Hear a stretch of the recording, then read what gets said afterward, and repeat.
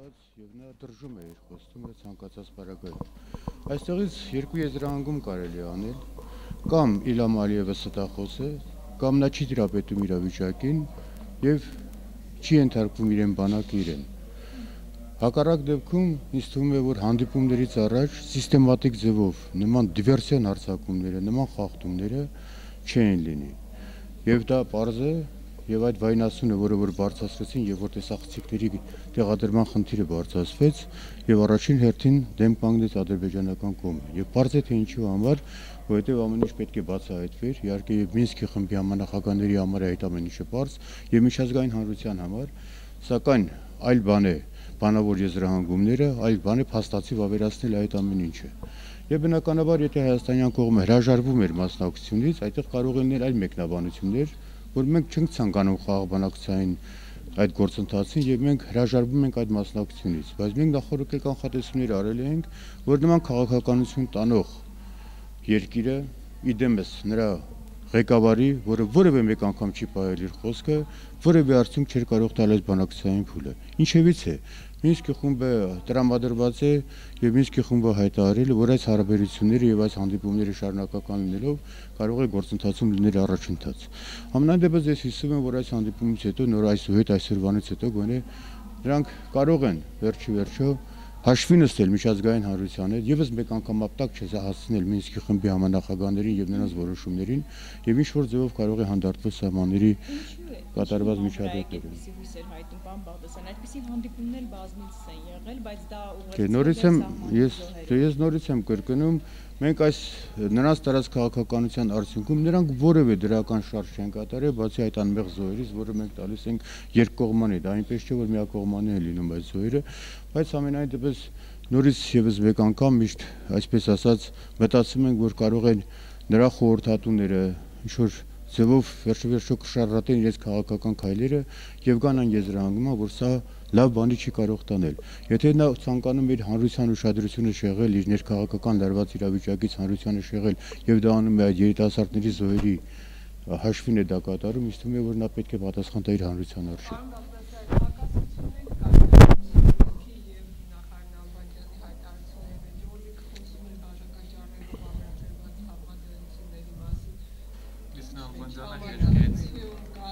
Անկեղծ ասած ներկա մարդը միայն կարող է ճիշտ մեկնաբանությունները տալ, թե ինչպես է եղել, համենայն դեպս նախարար Նալբանդյանի ասածների մեջ լրիվ տրամաբանությունը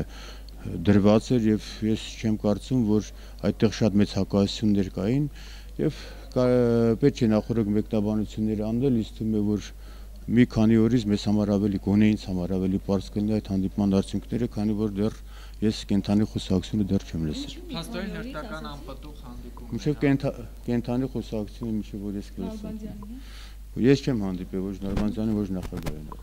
Մամուլից եմ ցանկանում։ Փաստորեն հերթական անպտուղ հանդիպում։ Բայց ես նախորդ էլ մենք հայտարարել ենք, որ չի կարող որևէ ակնկալիքներ լինել այս հանդիպումից, ինչը որ մենք տեսնում ենք, թե ինչ քաղաքականություն է տանում Ադրբեջանը եւ նրա ղեկավարը, բնականաբար այդտեղ որևէ արդյունքներ չի լինի։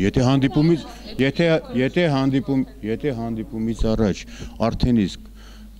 դառնում է արդեն լարվածությունը գագաթնակետին է մոտենում, ես առաջին դեպք չէ, ոչ միայն Սարգսյան-Ալիև հանդիպումից առաջ, Սարգսյան-Պուտին, Սարգսյան-Եվրոպական միության ցանկացած ղեկավարության հետ հանդիպումից առաջ այս իրավիճակը ստեղծվում է։ Այսինքն իր քաղաքական գծի մեջ որևէ փոփոխություն մենք չենք նկատում Ադրբեջանի տարած քաղաքական գծի մեջ։ Բնականաբար ակնկալիք սպասելը ինձ թվում է, որ դա կարճատեսություն է։ Բաղդասարյան այլ ընտրանք կա ՀՀԿ Մինսկի խմբին այս բանում, այդ ձևաչափին այլ ընտրանք տեսնում եք։ Ինձ թվում է, որ Մինսկի խումբը եւ ընդհանրապես միջազգային հանրությունը եւ մենք նաեւ պետք է պնդենք, որ կարողանանք վերջիվերջո ֆիքսել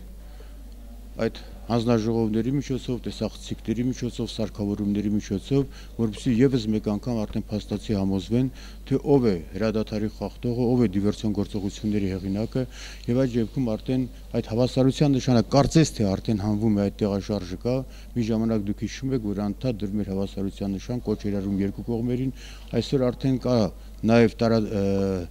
տարաբնույթ մեկնաբանություններ եւ կարծես թե գնում է դեպի ադրբեջանական կողմը, որ կոչ են անում ադրբեջանական կողմին, որ հրադադարի պայմանավորվածությունները պահպաներ։ խախտվել է արդեն հօգուտ Հայաստանի։ Որոշ քաղաքական գործիչների արդեն նաև Մինսկի համանախագահների արդեն տողատակերը եթե կարդում եք, դուք տեսնում եք, որ նախքին խիստ հայտարարություններից արդեն մեղմացել եւ անցնում է դեպի քննադատություն ադրբեջանական կողմը։ Քաղաքականության մեջ միանգամից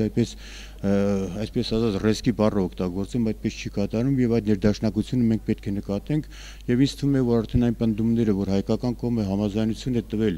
եւ համաձայն է, որ բոլոր սարքավորումները, բոլոր տեսախցիկները, բոլոր հանձնաժողովներին համաձայն է, որ ուսումնասիրություններ կատարվելիս ադրբեջանական կողմը բայնասուն է բարձրացնում, ինձ թվում է, որ դրանից պետք է հետևություններ անեն նաեւ ոչ միայն Մինսկի խմբի համանախագահները, եվրոպական եւ միջազգային բոլոր կառույցները։ Համանախագահները նշել են